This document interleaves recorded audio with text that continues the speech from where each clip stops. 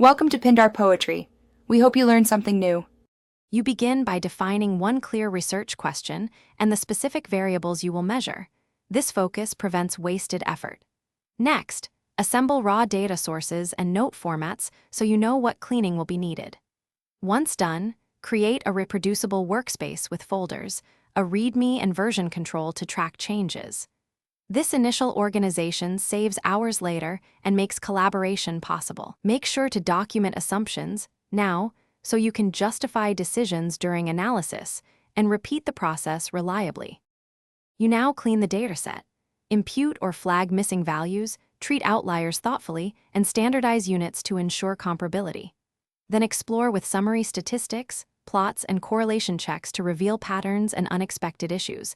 This guides model choice.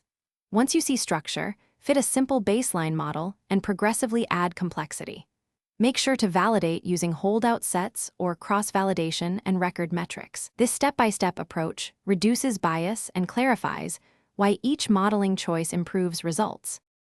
You finish by validating results with sensitivity checks, error analysis, and confidence intervals to quantify uncertainty.